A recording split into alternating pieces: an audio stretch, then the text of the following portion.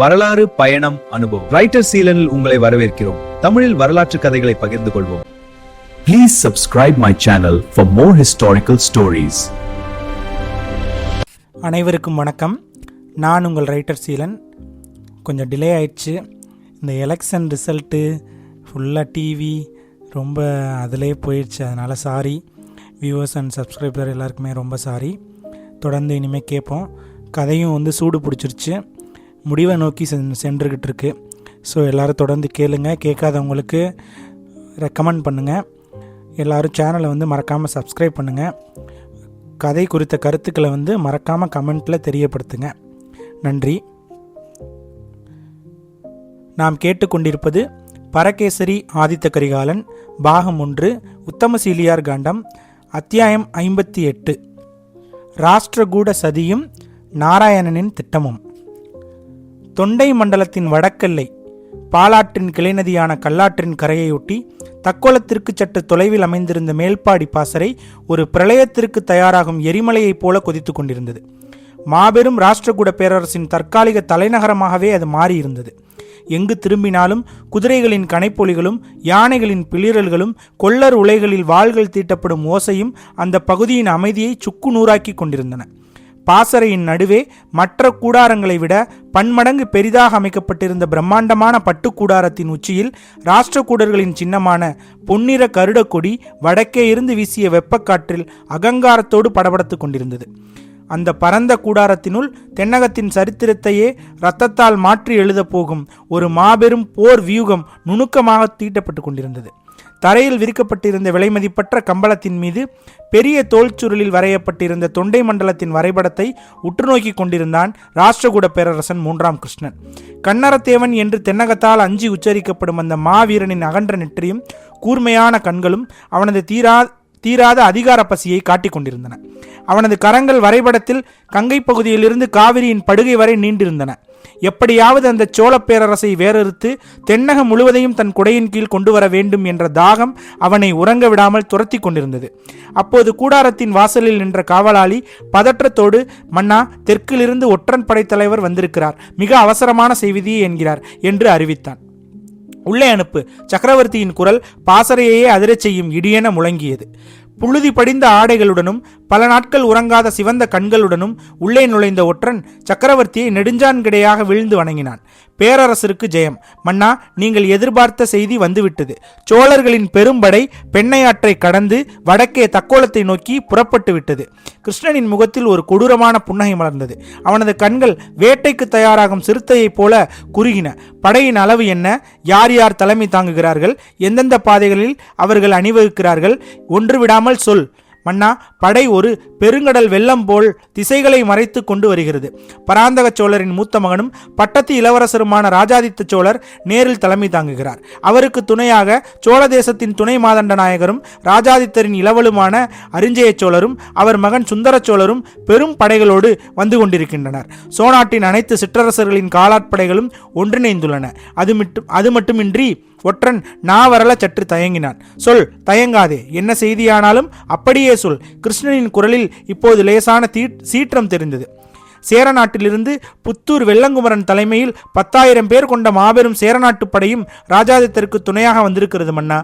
சோழர்களின் யானைப்படைகளும் சேரர்களின் குதிரைப்படைகளும் அணிவகுத்து வரும் வேகத்தில் தெற்கே தரைப்பகுதி அதிர்கிறது. வானம் முழுவதும் அவர்கள் கிளப்பும் புழுதியால் இருண்டு கிடக்கிறது. கிருஷ்ணன் சிந்தனையில் ஆழ்ந்தான். மதுரையை மீட்ட அந்த உத்தமசீலி அவன் வரவில்லையா?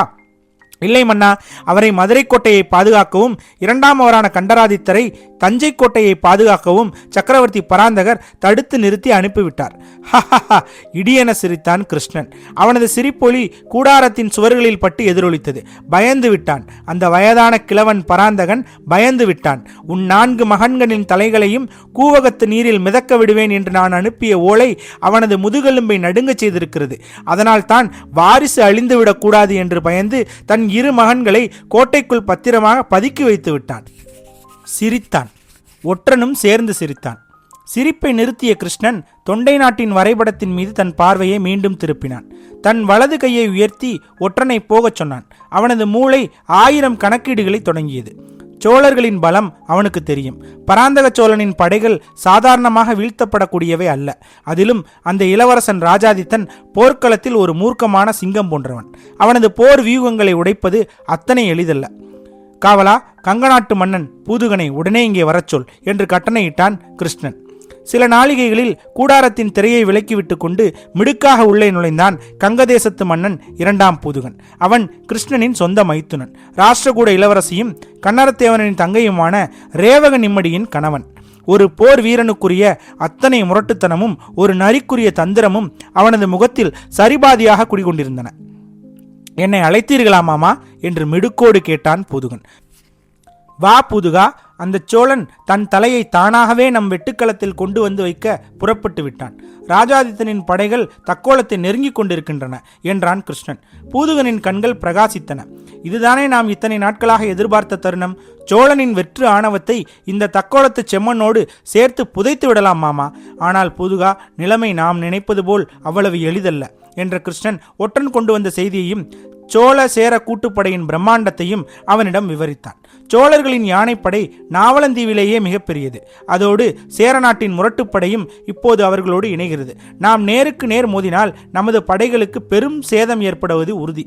ராஜாதித்தன் ஒரு போர் வெறி கொண்ட யானையை போன்றவன். அவனது பட்டத்து யானை போர்க்களத்தில் முன்னேறி வந்தால் எந்த படையாலும் தடுத்து நிறுத்த முடியாது. பூதுகன் சற்று நேரம் மௌனமாக வரைபடத்தை பார்த்தான். அவனது கைகள் அவனது இடைக்கச்சையில் இருந்த கூர்மையான குருவாளின் பிடியை தடவின. அது ஒரு கொடூரமான சிரிப்பு அவனிடமிருந்து வெளிப்பட்டது.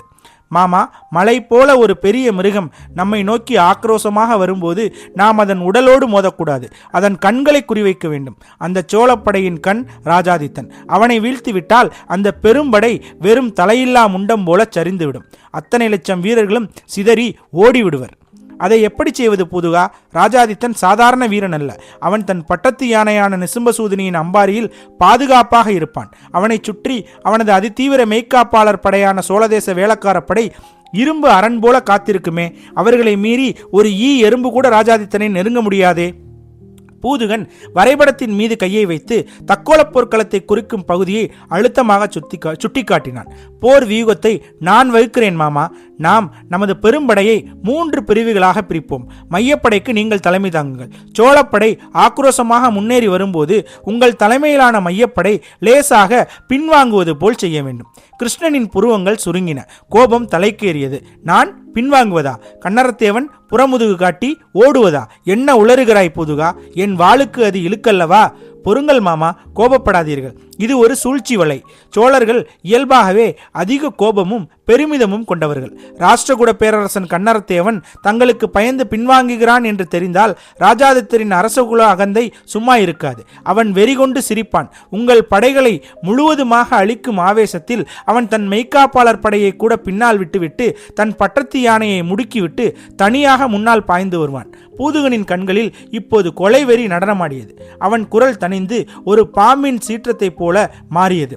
அந்த தருணத்திற்காகத்தான் நான் காத்திருப்பேன். நான் என் கங்க நாட்டு சிறப்பு படையோடு இடதுபுறம் உள்ள புதர்களிலும் குன்றுகளிலும் பதுங்கியிருப்பேன். அவன் யானை உங்கள் வியூகத்திற்குள் தனியாக சிக்கியதும் என் படை அவனை பின்னால் இருந்து சுற்றி வளைக்கும். ஆனால் நான் வெறும் வீரர்களின் வாளுக்கு அவனை இரையாக்க மாட்டேன். அந்த சோழ இளவரசனை என் கைகளால் என் அம்பால் வீழ்த்துவேன். யானையின் அம்பாரியில் இருக்கும் அவனை குறிபார்த்து என் அம்பை எய்துவேன். அது தவறினால் என் வாளால் அவன் மார்பை பிளப்பேன். இது இந்த கங்க நாட்டு மன்னனின் சூளுரை. கிருஷ்ணன் யோசித்தான். வியூகம் அருமைதான். ஆனால் அந்த வேளக்கார படை மிகவும் ஆபத்தானது. அவர்கள் அவனுடைய பட்டத்து யானையை தொட முடியாதபடி தடுத்து விட்டால் நாம் என்ன செய்வது? நமது மையப்படை பின்வாங்கும் போது ராஜாதித்தன் யானை முன்னேறி வரும். அப்போது நாம் முன்படையின் அணிவகுப்பை சற்று குழப்பி அவர்களை ஒரு சில நாளிகைகள் தாமதப்படுத்தினால் அந்த சில நாளிகைகள் போதும். ராஜாதித்தன் தனிமைப்படுத்தப்படுவான். அப்போது என் திட்டத்தை செயல்படுத்துவேன். அந்த சோழ சிங்கம் சரிந்து வீழும். பூதுகனின் முழுமையான சதித்திட்டத்தை கேட்ட கிருஷ்ணனின் முகத்தில் இருந்த கவலை முழுமையாக நீங்கி அசுரத்தனமான ஒரு மகிழ்ச்சி குடிகொண்டது. எதிரியின் பலவீனத்தை மட்டுமல்ல, அவனது அதீத வீரத்தையே அவனுக்கு எதிரான ஆயுதமாக மாற்றும் இந்த தந்திரம் கிருஷ்ணனை வியக்க வைத்தது. துரோகமும் சூழ்ச்சியும் கலந்த அந்த வலைக்குள் ராஜாதித்தன் தப்ப முடியாது என்று அவனுக்கு புரிந்தது. அருமை பூதுகா, அருமை. சோழனின் தலையை நீ கொய்து கொண்டு வந்தால் இந்த ராஷ்டிரகூட பேரரசு உனக்கு பெரும் சன்மானம் அளிக்கும் என்றான் கிருஷ்ணன் மனதார. உங்கள் தங்கையே என் மனைவி மனைவியாக்கிய சன்மானத்தை விட வேறு எது மாமா பெரியது? எனக்கு பொன்னோ பொருளோ சன்மானங்களோ தேவையில்லை. சோழ மண்டலம் முழுவதும் உங்கள் காலடியில் வீழ்ந்து கிடப்பதை காண்பதே எனக்கான சன்மானம். கட்சியும் தஞ்சையும் கொண்ட கன்னரத்தேவன் என்று உங்களை வரலாற்றில் கல்வெட்டுகளில் நினைவு கொள்ள வைப்பதே என் சன்மானம் என்றான் பூதுகன். கிருஷ்ணன் அவனை பெருமையுடன் பார்த்தான். இந்த உறவுதான் தன் பேரரசின் ஆகப்பெரிய பலம் என்பதை உணர்ந்து புன்னகை புரிந்தான். ஆனால் மாமா, எனக்கு ஒரே ஒரு யோசனைதான் மூளைக்குள் ஓடுகிறது என்று பூதுகன் ஒரு கணம் நிறுத்தினான். அவனது முகத்தில் ஒரு சிறு சந்தேகம் நிழலாடியது. என்ன யோசனை பூதுகா? தயங்காமல் சொல். மதுரையில் இருந்து அந்த உத்தமசீலன் தக்கோலத்தை நோக்கி புறப்பட்டு விட்டால் என்ன செய்வது? அவன் பராந்தகனைப் போல பயந்தவனும் அல்ல, ராஜாதித்தனைப் போல தடுமாறுபவனும் அல்ல. அவன் மிகவும் தந்திரமானவன். ராஜாதித்தனின் பிடிவாதமும் கண்மூடித்தனமான வீரமும் அவனுக்கு தெரியும். ஒருவேளை உத்தமசீலன் தன் தந்தை சொல்லை மீறி படைகளோடு வந்து ராஜாதித்தனை முன்னால் செல்ல விடாமல் தடுத்து விட்டால், அல்லது நமது பின்வாங்கும் நாடகத்தை கண்டுபிடித்து விட்டால் என் வியூகம் பழுதாகிவிடுமே என்று சந்தேகத்தை எழுப்பினான் பூதுகன். கிருஷ்ணன் மீசையை முறுக்கியபடி மென்மையாகச் சிரித்தான். அதற்கு வாய்ப்பே இல்லை பூதுகா. உத்தமசீலன் மதுரையிலிருந்து வரும் முன்பே இந்த போர் முடிவடைந்துவிடும். ராஜாதித்தனை நாம் களத்தில் வீழ்த்தி விடுவோம். அதற்கும் மேலாக உத்தமசீலனை திசை திருப்ப பாண்டிய நாட்டு விசுவாசிகள் சிலரை நான் ஏற்கனவே தூண்டிவிட்டுள்ளேன். மதுரையில் ஒரு சிறு கலவரத்தை அவர்கள் உருவாக்குவார்கள். அதை அடக்கவே அவனுக்கு நேரம் சரியாக இருக்கும். பூதுகனின் முகம் மலர்ந்தது. அப்படியானால் வெற்றி நம் பக்கமே. அண்ணன் தம்பிகள் இருவரும் ஒருவரை ஒருவர் இனி பார்க்க போவது யமலோகத்தில்தான். சிரித்தான். ராஜாதித்தன் இல்லாத தக்கோலமும் பட்டத்து இளவல் இல்லா சோழதேசமும் மடிந்து வீழ்வதை நாம் இந்த மேல்பாடி பாசறையிலிருந்து பார்த்து ரசிப்போம் பூதுகா என்றான் கிருஷ்ணன். இருவரின் பேச்சிருப்பும் அந்த பிரம்மாண்டமான கூடாரத்தை நிறைத்தது. வெளியே தக்கோலத்து மண்ணின் தாகம் தீர்க்க இரத்த மழை பொழியப் போவதை உணர்ந்ததைப் போல வானத்தில் கார் மேகங்கள் திரளத் தொடங்கின. காற்றின் வேகம் அதிகரித்தது. ஒரு மாபெரும் சரித்திர பேரழிவிற்கான திரை மெல்ல விலகத் தொடங்கியது. மறுபுறம் வீரநாராயணனின் மனம் ஒரு பெரும் சூறாவளியை தன்னுள் அடக்கி வைத்திருக்கும் அமைதியான கடலைப் போல காணப்பட்டது.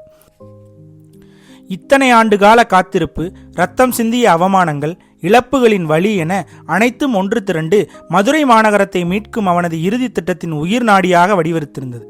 அவனது ஒவ்வொரு அசைவிலும் பார்வையிலும் ஒரு பேரரசனின் கம்பீரமும் எதிரியை வீழ்த்த துடிக்கும் வேங்கையின் சீற்றமும் வெளிப்பட்டு கொண்டிருந்தன. காந்தலூர் சாலையின் பிரம்மாண்டமான முற்றம் அன்று ஒரு பெரும் விழாக்கோலம் பூண்டிருந்தது. அது சாதாரணமான விழா அல்ல. தென்னகத்தின் தலையெழுத்தை மாற்றி எழுதப் போகும் வீரர்களின் திருவிழா. பல ஆண்டுகளாக அந்த சாலையின் மதில் சுவர்களுக்குள் தங்கி வாழ்வீச்சு, வேல் எறிதல், வில்லாற்றல், யானையேற்றம், புறவியேற்றம் மற்றும் எதிரியின் எலும்புகளை நொறுக்கும் மற்போர், வர்மக்கலை என அனைத்திலும் கடுமையான ஈவிரக்கமற்ற பயிற்சிகளை முடித்த ஒரு பெரும் படையணி அன்று காந்தலூர் சாலையிலிருந்து வெளியேறும் நாள் விழா அது. அந்த முன்குடுமி அந்தணர்கள் பெரும்பான்மையினராய் இருந்த அந்த படையணி வீரர்களின் முகங்களில் அனல் பறந்தது. அவர்களின் அகன்ற மார்புகளும் தழும்புகள் ஏறிய தோள்களும் அவர்கள் சிந்திய வியர்வையின் கதையை சொல்லிக் கொண்டிருந்தது. வேதங்களை முழங்கி யாகத்தீயை வளர்த்த அதே வாய்கள் இன்று போர்ப்பரணியை பாடி எதிரிகளின் உதிரத்தால் வேள்வி செய்ய தயாராகி நின்றன. அவர்களின் ஒவ்வொரு அடியிலும் நிலம் அதிர்ந்தது. பயிற்சி முடித்த அந்த வீரர்களுக்கு ஆச்சாரியார்கள் தங்களின் ஆசிகளை வழங்கி நெற்றியில் திலகமிட்டு வழியனுப்பி கொண்டிருந்தனர். அந்த கூட்டத்தின் ஒரு ஓரத்தில் யாருடைய கவனத்தையும் ஈர்க்காதவாறு, ஆனால் ஒட்டுமொத்த மைதானத்தையும் தனது கூர்மையான கழுகு கண்களால் அளந்து கொண்டிருந்தான் வீரநாராயணன். ஒரு உயர்ந்த மாடத்தின் மீது நின்றிருந்த அவனது முகத்தில் லேசான பெருமிதம் கலந்த புன்னகை. அவன் அருகே அவனது நண்பனாக, நிழலாக, யாரும் நெருங்கிவிடாத ஆபத்தை காத்து கொண்டு நிற்கும் இரும்பு கவசமாக பீதாம்பரகேசவன் நின்று கொண்டிருந்தான். அவர்களின் மறுபுறம் சேரநாட்டின் அரியணைக்கு போட்டியாளரும் நாராயணனின் புதிய கூட்டாளியுமான பாஸ்கர ரவி ரகசியமாக புன்னகைத்தபடி நின்றிருந்தான். மைதானத்தில் அணிவகுத்து நின்ற வீரர்களை பார்த்தபடி தன் மௌனத்தை கலைத்தான் நாராயணன். ரவி, இந்த 500 வீரர்களும் வெறும் சாதாரண போர் வீரர்கள் அல்ல. இவர்களின் ஒவ்வொரு அசைவையும் நான் கவனித்தே வருகிறேன். இவர்களில் ஒவ்வொருவனும் ஒரு பெரும் படைத்தளபதிக்கு நிகரானவன். இவர்களை கொண்டு ஒரு சாம்ராஜ்யத்தையே கட்டி எழுப்பலாம் என்றான். பெருமிதம் அவன் குரலில் தழும்பியது. ரவியின் கண்கள் மகிழ்ச்சியில் மின்னின. ஆம் நாராயணா, நீ சொல்வது முற்றிலும் உண்மை. இவர்களை போன்றதொரு விசுவாசமான பயிற்சி பெற்ற படையை வைத்துக்கொண்டு எவ்வளவு பெரிய அகலியை கொண்ட கோட்டையையும் நம்மால் சுக்கு நூறாக தகர்த்துவிட முடியும். இது நான் உனக்கு அளிக்கும் முதல் படைபலம் மட்டுமல்ல, என்னுடைய முதல் பரிசும் கூட. நாராயணன் அவனை ஆழமாக பார்த்தான். சரி, அது போகட்டும். நீ இவர்களை எப்படி தேர்ந்தெடுத்தாய்? நமது திட்டத்தை இவர்களிடம் தெளிவாக சொன்னாயா? ரவி ஒரு சிறு நகைப்புடன், சொல்லாமல் இருப்பேனா நாராயணா? என் தந்தைக்கும் இந்த சேரநாட்டு அரியணைக்கும் நான் எவ்வளவு விசுவாசமானவனோ அதே போல உனக்கும் விசுவாசமானவன். நான் இவர்களை மிகவும் நுட்பமாகவே தேர்ந்தெடுத்தேன் என்றான். எப்படி? யாரிடம் சொன்னாய்? அவர்கள் என்ன பதிலளித்தார்கள்? 500 பேரையும் எப்படி உன் பக்கம் இழுத்தாய்? நாராயணனின் குரலில் இப்போது தீவிரமான ஆர்வம் கலந்திருந்தது. இந்த காந்தலூர் சாலையில் பயிற்சி முடித்த பலரில் சேரமான் பெருமாள் போட்டியில் நான் வென்று நானே அடுத்த சேரமான் பெருமாளாக முடிசூடுவேன் என்று உளமாற நம்புபவர்கள் மட்டும் என் பின்னால் மாறுங்கள், மற்றவர்கள் தங்கள் நாடுகளுக்கு செல்லுங்கள் என்றேன். அது ஒரு பெரும் நுட்பமான கேள்வி. அடடா, மிகச் சரியான வடிகட்டும் கேள்வி ஆயிற்றே. இது ஒரு புறம் விசுவாசத்தையும் மறுபுறம் துணிச்சலையும் சோதிக்கும் நெருப்பு பரீட்சை ஆயிற்றே. எத்தனை பேர் இந்த தேர்வில் தேறினார்கள் ரவி? அந்த 500 பேரில் வெறும் 20 பேரை தவிர மற்ற அனைவரும் ஒரு சேர குரல் எழுப்பி நான் தான் அடுத்த மன்னனாவேன் என்று ஆர்ப்பரித்தனர். அவர்கள் என்னை பின்தொடர எவ்வித தயக்கமும் காட்டவில்லை. நாராயணன் புருவங்களை உயர்த்தினான். அப்படியா? பெரும் மகிழ்ச்சி ரவி. ஆனால் அந்த எஞ்சிய 20 பேர், அவர்கள் யார்? ஏன் அவர்கள் மட்டும் உனக்கு ஆதரவு தெரிவிக்கவில்லை? ஒருவேளை உன்னை மீறி வேறு யாராவது அரியணை ஏறுவார்கள் என்று அவர்கள் நம்புகிறார்களா? ரவி சத்தமாக சிரித்தான். முட்டாள் நண்பா, அவர்கள் வேறு யாரும் அல்ல, உன் நாஞ்சில் நாட்டைச் சேர்ந்த அந்தன வீரர்கள். அவர்களுக்கு நான் சேரமான் பெருமாள் மன்னரால் ஆனால் என்ன, ஆகாவிட்டால் என்ன? சேரநாட்டின் அரசியல் அவர்களை ஈர்க்கவில்லை. மாறாக மாவீரன் நாராயணன் பாண்டிய நாட்டை மீட்கப் போகிறான். அவனது வாளுக்கு கீழே நாங்கள் அணிவகுப்போம், உங்களோடு வரமாட்டோம் என்று வீர சபதம் எடுத்தவர்கள் அவர்கள். அப்படியா? அவர்கள் என்னோடு வர வேண்டும் என்று முடிவெடுத்தவர்களா? என்னோடு வந்தால் என்ன, உன்னோடு வந்தால் என்ன? நாராயணனின் நெஞ்சுக்குள் ஒரு பெருமித அலை வீசியது. என் மீது அவர்களுக்கு அத்தனை நம்பிக்கையா? ஆனால் உன் போன்ற ஒரு சேர இளவரசன் அவர்களை கூப்பிட்ட போது அவர்கள் ஒருவர் கூடவா உன் எதிர்ப்பு தெரிவிக்கவில்லை? எப்படி தெரிவிப்பார்கள் நாராயணா? நீ இங்கு வந்த சில நாட்களிலேயே செய்த மாயங்கள் அப்படிப்பட்டவை. என்னுடன் நீ ஒரு கை வாள் வீசும் போட்டியில் ஈடுபட்டாயே, அப்போது நீ காட்டிய வேகம், தந்திரம் மற்றும் இறுதியாக நீ தோற்று நான் பெற்ற வெற்றி, அது மட்டுமா? கானகத்தில் எவ்வித ஆயுதமுமின்றி தனியாளாக நின்று இருபெரும் கொடிய விலங்குகளை வீழ்த்திய உனது ஈடு இணையற்ற வீரம், இவை இரண்டும் அவர்களை முழுமையாக நம் இருவர் பக்கமும் ஈர்த்து விட்டன. அவர்கள் இப்போது நம்மை சாதாரண மனிதர்களாக பார்க்கவில்லை, தேவகுமாரர்களாக பார்க்கின்றனர். அதிலும் உன்னுடைய சகயாத்திரி சாகசத்துக்கு பின் உன்னை பாண்டிய நாட்டை மீட்க வந்த அவதாரமாகவே பார்க்கிறார்கள். இதை கேட்ட நாராயணன் தன் தோளில் ஒய்யாரமாக படுத்திருந்த அந்த புலிக்குட்டியை மென்மையாக தடவி கொடுத்தான். அவனது விரல்களின் ஸ்பரிசத்தில் அந்த புலிக்குட்டி ஒருவித உருமலோடு அவனது கழுத்தோடு உரசியது. சரி ரவி, இது எனக்கு எல்லையற்ற மகிழ்ச்சியை தருகிறது. ஆனால் ஒரு நடைமுறை சிக்கல் இருக்கிறது. இந்த 500 பேரையும் நாம் நமது மதுரை மீட்பு போருக்கு பயன்படுத்தினால் உனது சேரமான் பெருமாள் போட்டியாளர்களும் தற்போதைய மன்னரான இந்து கோதை வர்மரும் இதை அறிந்து கோபிக்க மாட்டார்களா? இது சேரநாட்டின் உள் விவகாரங்களில் சிக்கலை ஏற்படுத்தாதா என்ற சந்தேகத்தை கேட்டான் நாராயணன். ரவி நிதானமாக பதிலளித்தான். நீ கவலைப்பட தேவையில்லை நாராயணா. இவர்கள் அனைவரும் இத்தனை ஆண்டு காலம் கடுமையான பயிற்சி காலம் முடிந்து ஒரு 2 ஆண்டுகளுக்கேனும் ஓய்வு காலத்தில் இருக்கக்கூடியவர்கள்தான். 3 ஆண்டுகள் கழித்துத்தான் சேரநாட்டு படையில் அதிகாரப்பூர்வமாக இணைந்து பணியாற்றப் போகிறார்கள். இந்த இடைப்பட்ட ஓய்வு காலத்தை தான் அவர்கள் நமக்காக தியாகம் செய்ய துணிந்து வந்துள்ளனர். இது முற்றிலும் அவர்களின் தனிப்பட்ட விருப்பம். இந்த தியாகத்தில் அவர்களின் உயிர் கூட போகலாம் என்று அவர்களுக்கு எச்சரித்தாயா ரவி? பாண்டிய நாட்டு போர்க்களம் மலர்ப்படுக்கை அல்லவே. அவர்களிடம் நான் எதையும் மறைக்கவில்லை நாராயணா. உயிரை பணயம் வைக்க தயாரா என்று கேட்டேன். அதற்கு அவர்கள் எங்கள் வாள்கள் துடிப்புடிப்பதை விட ஒரு நியாயமான போர்க்களத்தில் ரத்தம் குடித்து உயிர் விடவே நாங்கள் காத்து கொண்டிருக்கிறோம் என்று கர்ஜித்தார்கள். மேலும் என்னை அவர்களின் எதிர்கால மன்னராக மட்டும் பார்க்கவில்லை, சோழர்களின் கண்ணுக்கு தெரியாத அடிமை விலங்கை உடைக்கப் போகும் பெரும் சேர சக்கரவர்த்தியாக பார்க்கின்றனர். நீயும் நானும் அவர்களுக்கு பெரும் கடமைப்பட்டுள்ளோம். இதை கேட்ட நாராயணனின் கண்கள் லேசாக கலங்கின. உணர்ச்சி வசப்பட்டவனாய், நீ எனக்கு நண்பனாக கிடைத்தது என் முற்பிறவி பயன் ரவி. பாண்டிய நாட்டை மீட்கும் என் பயணத்தில் நீயும் ஒரு முக்கிய தூண் என்று கூறி ரவியை இறுக்க அணைத்து கட்டிக்கொண்டான். அப்போது இருவருக்கும் நடுவில் தன் தலையை நுழைத்த பீதாம்பர கேசவன், எப்பா, புதிய நண்பர்கள் கிடைத்து விட்டார்கள் என்று இந்த பழைய நண்பனை மறந்து விடாதீர்கள். உங்கள் இருவருக்கும் இடையில் ஒரு நிழலாக நானும் இருக்கிறேன் என்பதை நினைவில் கொள்ளுங்கள் என்று பொய்க்கோவத்துடன் செல்ல அங்கிருந்த இறுக்கமான சூழலை விலகி மூவரும் கலகலவென சிரித்தனர். சிரிப்பு அடங்கியதும் ரவியின் முகத்தில் ஒரு தீவிரமான சிந்தனை ரேகை ஓடியது. நாராயணா, எல்லாம் சரிதான், ஆனால் எனக்குள் ஒரு சந்தேகம் நீண்ட நாட்களாக அரித்துக் கொண்டிருக்கிறது. இந்த 500 பேர் எவ்வளவு பெரிய மாவீரர்களாக இருந்தாலும் இச்சிறிய எண்ணிக்கை மதுரையை மீட்க போதுமானதா? நாராயணன் புன்னகை மாறாமல், சாலையில் பயின்ற இந்த 500 வீரர்கள் சாதாரண படையின் 5000 பேருக்கு சமம் ரவி. இவர்களின் வியூகம் அப்படிப்பட்டது. அது சரிதான் நாராயணா, தரம் என்பது எண்ணிக்கையை விட உயர்ந்ததுதான். ஆனால் பல்லாயிரக்கணக்கான சோழ வீரர்களின் காவலில் இருக்கும் மதுரை மாக்கோட்டை சாதாரணமானதல்லவே. அதன் மதில் சுவர்களை பார்ப்பதற்கே கழுத்து சுலுக்கிக் கொள்ளும். குறைந்தது 10,000 அதிதீவிர பயிற்சி பெற்ற படைவீரர்கள் அங்கு இரவு பகலாக காவல் காக்கிறார்களே. அவர்களை இந்த 500 பேரை வைத்து எப்படி முறியெடுப்பாய் என்று தன் உள்ளக்கிடக்கையை மிக நியாயமான கேள்வியை வெளிப்படுத்தினான் ரவி. நாராயணனின் உதடுகளில் இப்போது ஒரு வஞ்சகம் கலந்த மர்மமான புன்னகை தவழ்ந்தது. அவனது கண்கள் தொலைதூரத்தை வெறித்தன. ரவி, எவ்வளவு பெரிய உடைக்க முடியாத இரும்பு கதவாக இருந்தாலும் அதற்கென ஒரு சிறிய திறவுகோல் இருக்கத்தான் செய்யும். அந்த திறவுகோல் இல்லாமல் எந்த கதவும் வார்க்கப்படுவதில்லை. ஆனால் நீ ஒரு விஷயத்தை மறந்து விட்டாய். இப்போது மதுரை கோட்டையை திறப்பதற்கான திறவுகோல் அங்கே மதுரையில் இல்லை. அது வடக்கே தக்கோலத்தை நோக்கி பயணிக்கப் போகிறது. காலம் நமக்காக ஒரு பெரும் பகடையை உருட்டிவிட்டிருக்கிறது. இந்த எதிர்பாராத பதிலை கேட்ட கேசவனும் ரவியும் திகைத்தனர். என்ன சொல்கிறாய்? உனக்கு எப்படி அது தெரியும்? தக்கோலத்திற்கும் மதுரைக்கும் என்ன சம்பந்தம் என்று இருவரும் ஒரே நேரத்தில் மிகுந்த ஆவலோடு கேட்டனர். நாராயணன் அதற்கு பதில் ஏதும் சொல்லாமல் மீண்டும் ஒரு பூடகமான சிரிப்பை சிரித்துவிட்டு மைதானத்தில் விடைபெற்று கொண்டிருந்த அந்த படையணியின் மீது தன் பார்வையை திருப்பினான். அவன் மனம் ஒரு மாபெரும் சதுரங்க பலகையில் காய்களை நகர்த்தி கொண்டிருந்தது. கூட்டத்தை ஊடுருவிய அவனது கூர்மையான கண்கள் அந்த பெரும் கூட்டத்திலும் இருவரை மட்டும் துல்லியமாக தேடி கண்டுபிடித்தன. அவர்கள் பெயர் திவாகரன் மற்றும் சேந்தன். சாதாரண வீரர்களைப் போல் கூட்டத்தில் நின்றிருந்தாலும் அவர்கள் சாதாரணமானவர்கள் அல்ல.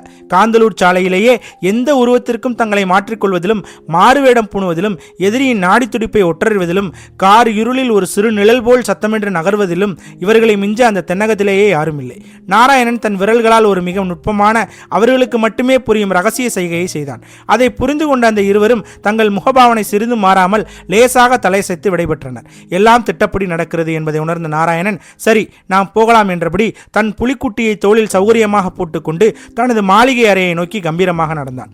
அவன் செல்வதையே பார்த்து கொண்டிருந்த கேசவனும் ரவியும் இவன் மூளைக்குள் என்னதான் ஓடிக்கொண்டிருக்கிறது என்பது போல ஒருவரை ஒருவர் பார்த்து பெருமூச்சு விட்டு கொண்டனர். சூரியன் மறைந்தது. காரிருள் மெல்ல கவிழ்ந்தது. நாராயணனின் அறைக்குள் பெரிய அகல் விளக்குகள் எரிந்து கொண்டிருந்தன. சுவரில் பாண்டிய நாட்டின் பெரிய நிலவரைபடம் ஒன்று தொங்கவிடப்பட்டுக் கொண்டிருந்தது. அறையின் கதவு மெல்ல திறந்து மூடியது. எவ்வித காலடி ஓசையுமின்றி காற்றில் கலந்த சருகுகளைப் போல திவாகரனும் சேந்தனும் நாராயணனின் முன் வந்து நின்றனர்.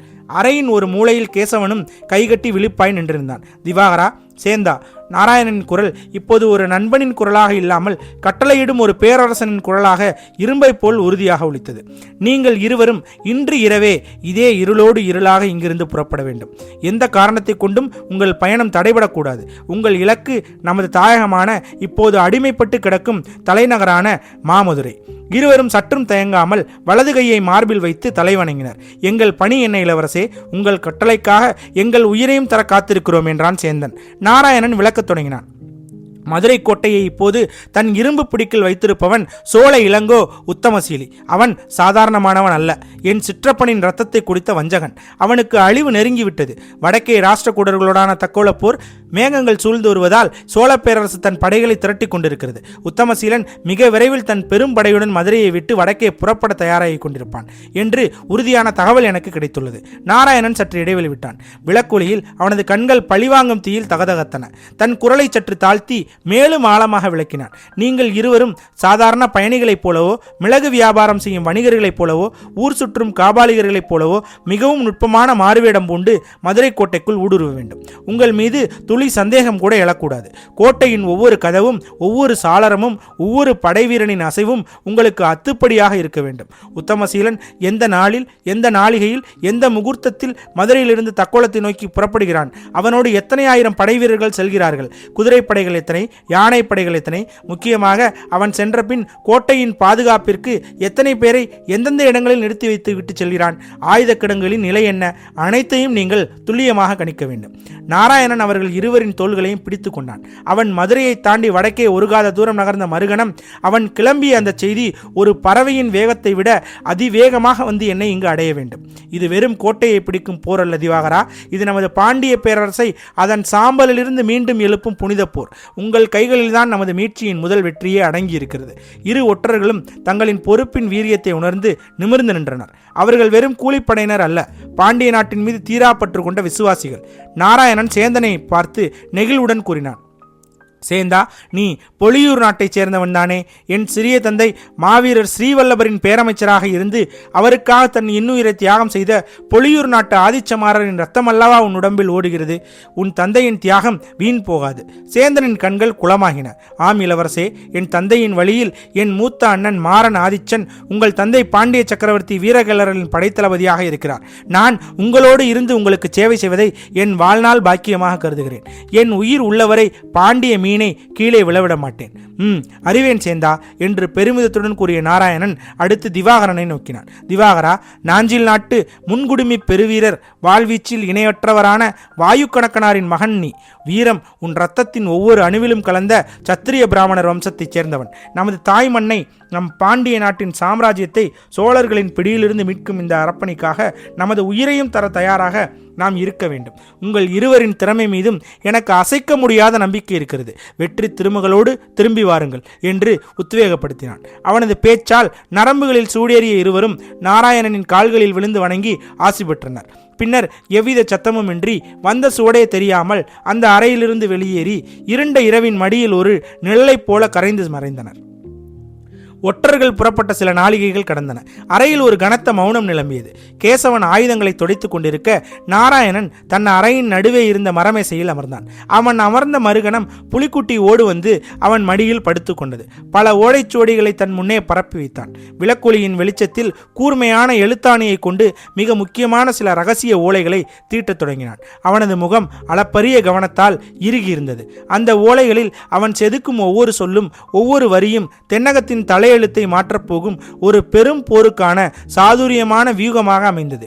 பாண்டிய நாட்டின் மீட்சி போர் இனி அதிகாரப்பூர்வமாக தொடங்கிவிட்டது. காத்திருப்போம் அடுத்த அத்தியாயத்திற்கு.